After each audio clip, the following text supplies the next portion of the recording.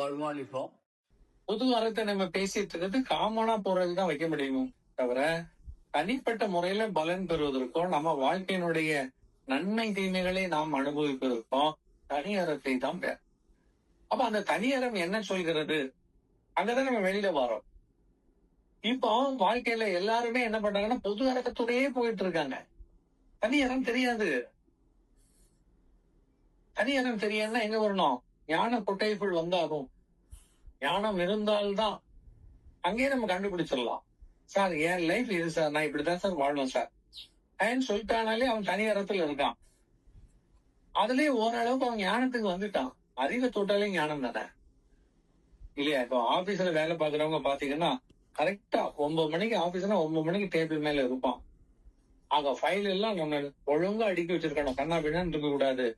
5 மணிக்கு முடியுதுன்னு வச்சுக்கலாம், 5 மணிக்கு இறங்கிடுவான். இல்ல மேலை நாட்டுல முதல் நான் வந்து ஆஸ்திரேலியா போயிருக்கிற பொழுது அங்க ஆஸ்திரேலியால வந்து ட்ரேட் ஆபீஸ்ல ஒரு ஆபீசர் ஒர்க் பண்றார். அவரு இந்தியன் தான். இந்தியனா சிங்கப்பூர்கார், பட் ஆஸ்திரேலியால ஒர்க் பண்ணிட்டு இருக்கார். நான் அவரை போய் சந்திக்கணும். மதியம் போல போன் பண்ணேன். நான் உங்களை வந்து ஈவினிங்ல பாக்குறேன் சார்ன்ட்டேன். சரி வாங்கன்னு சொல்லிட்டார். நானும் ரூம்ல கொஞ்சம் ரெஸ்ட் எடுத்துட்டு அதுக்கப்புறம் ஒரு காடிய பிடிச்சிட்டு அவர் ஆபீஸ் போயிட்டேன்.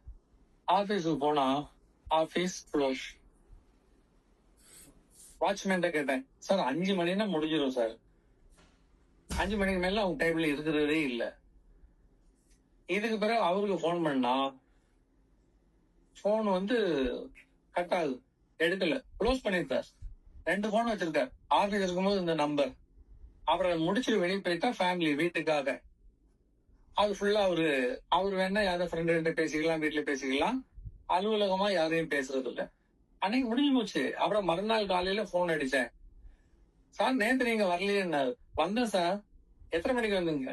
5:30க்கு வந்தேன் சார். 5 மணி வரை தான் சார் ஆபீஸ், 5 மணி வரை தான் இருப்பேன். இப்ப நம்ம ஊர்ல அப்படி இல்ல. இங்க நம்ம ஃப்ரெண்டு வரேன்னா 7:30 வரை ஆபீஸ்ல உட்காந்துட்டு இருப்போம். 7:30 வரை ஆபீஸ்ல உட்காந்துருப்பான், லைட்டு போட்டு உட்காந்துருப்பான் இல்லையா? இது வந்து என்ன ஆகுனா அந்த டிசிப்ளின் மாறி போயிருது. உன் டைம் கரெக்டா கீப் அப் பண்ண, நீ செய்ய வேண்டிய வேலையை முறையா செய். இப்ப எனக்கு அவர் சொன்ன உடனே ஆஹா பரவாயில்லையே கரெக்டா இருக்குதுன்னு, இன்னைக்கு எத்தனை மணிக்கு வரலன்னு சொல்லி. அதான் ஒண்ணு இல்ல சார், 5 மினிட் வந்துருங்க. 3 மணிக்கே போயிட்டேன். அங்க உட்காந்து டீ எல்லாம் சாப்பிட்டு பேசிட்டு 5 மணிக்கு என்னோட சேர்ந்து அவர் வந்துட்டார். அப்பதான் புரிஞ்சுது, ஸோ இந்தியாவுக்கும் ஒரு சிங்கப்பூருக்கும் ஒரு வித்தியாசம் இருக்குது. ரெண்டும் ஈஸி இல்ல, லைஃப் ஸ்டைலே வேற. ரோட்ல அதே மாதிரி சிங்கப்பூர்ல நான் மாட்டினேன். முதல் ஃபர்ஸ்ட் டைம் போயிருக்கிற பொழுது கார் ஓட்டிட்டு போறேன். நானே கார் ஓட்டிட்டு போறேன். ஓட்டிட்டு போகும்போது டேர்ன் பண்ணணும். லோராங் 27 கேலாங்ல நான் இருந்த வீடு. லோராங் 27க்கு திரும்பணும். அப்படி போகும்போது ரோட்ல அப்படி பார்த்தேன், பின்னாடி எல்லாம் வண்டியே இல்லை. அது ஒரு 3 மணி மாதிரி நினைக்கிறேன், 3 o'clock. நல்ல ரோடு ரொம்ப ஃப்ரீயா இருந்து டக்குன்னு என்ன பண்ணிட்டேன், காரை திருப்பிட்டேன். திருப்பி லோராங் 27க்கு அப்படி என்ட்ரு ஆகுறேன். எங்க இருந்துதான் வந்தானோ இந்த வட்டமிடும் கழுகு மாதிரி பைக்ல அப்படி கரெக்டா வந்துட்டான். வந்து நின்று என் முன்னாடி கார் முன்னாடி ஸ்டாப். அந்த ஏரியால இல்ல. பாருங்க, வந்த உடனே என்ன பார்த்தான், ஆயோ இந்தியன் தான். மூஞ்ச பார்த்தாலே தெரியும் இல்லையா?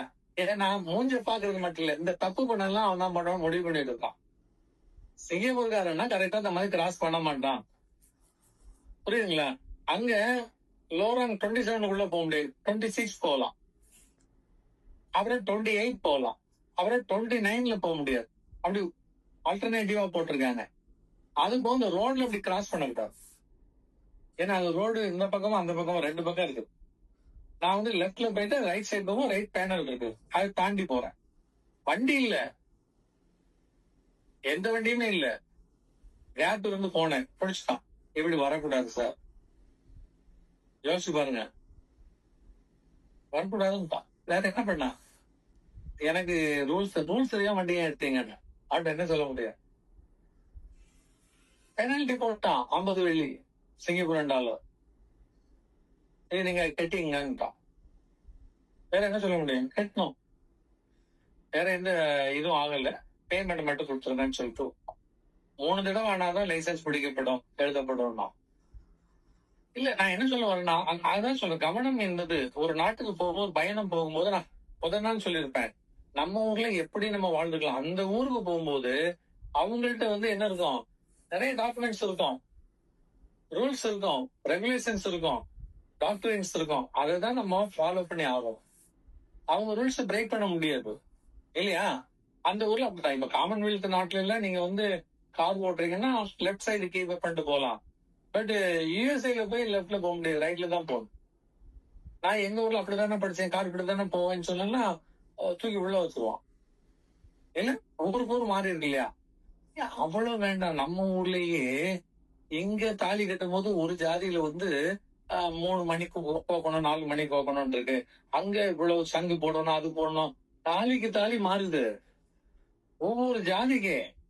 தாலியை பார்த்தே கண்டுபிடிச்சிருவாங்க. செட்டியார்லயும் 17 வகை இருக்கு.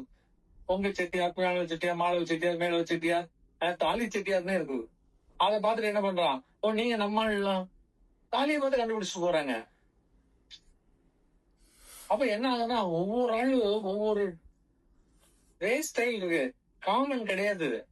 காமன்ல போனீங்கன்னா உங்களுக்கு நீங்க உங்க வாழ்க்கையை வாழ முடியாது. ரொம்ப வச்சுங்க.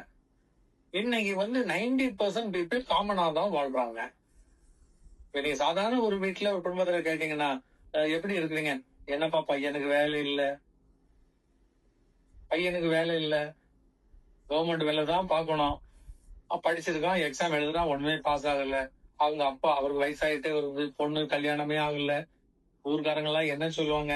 பாக்குறவங்க எல்லாம் கேக்குறாங்க, உன் பொண்ணை கட்டி கொடுக்கலையான்னு. நான் இந்த மாட்டை என்ன சொல்றேன்? சரியா வாய்ப்பு இல்லையே. ஊரை பார்த்தே அழுதுட்டு இருக்காங்க. அவன் கேட்பான், இவன் கேட்பான், அவனை போல வாழணும், இவனை போல வாழணும். நிம்மதி எல்லாம் தொலைச்சிட்டாங்க. ஊரை பார்த்து என்ன பண்ணா, நீங்க காமன் ரூல்ஸ் எடுத்துக்கலாம், அவ்வளவுதான். ரோட்ல போகும்போது இடது பக்கமா போகணும், பெடஸ்ட்ரியன் பார்த்து கீப் பண்ணீங்கன்னா அடுத்தவன் மேல வண்டி ஏற்றக்கூடாது, அடுத்த வண்டியை முட்டக்கூடாது இல்லையா? அதே போல எடுத்தெறிஞ்சு பேசக்கூடாது, பொய் சொல்லக்கூடாது, அடுத்தவன் ஊர்ல குடிக்கிட்டு ஓடக்கூடாது. இதெல்லாம் காமன். பர்சனல் லைஃப்ங்கிறது உங்களுக்குன்னு ஒரு கொள்கை வேணும். நம்ம வாழ்க்கை எதை நோக்கி போகுது? முதல்ல வடிவமைக்க வேண்டிய இது என்னன்னா, இந்த டெஸ்டினி எங்க போய் நீங்க முடிய போகுது. லாஸ்ட் உங்களுடைய இடம் எங்க முடிய போகுது வாழ்க்கையில, அதான் நீங்க முதல்ல எடுக்கணும். ஏன்னா இறப்பு தெரியாது. அதுல சாவை நம்ம குறிக்க முடியாது. பட் என்ன பண்ணலாம், சாவது வரை எதை நோக்கி நம்ம வாழ வேண்டும்னா இறையை நோக்கி வாழ வேண்டும். இதான் முக்கியம்.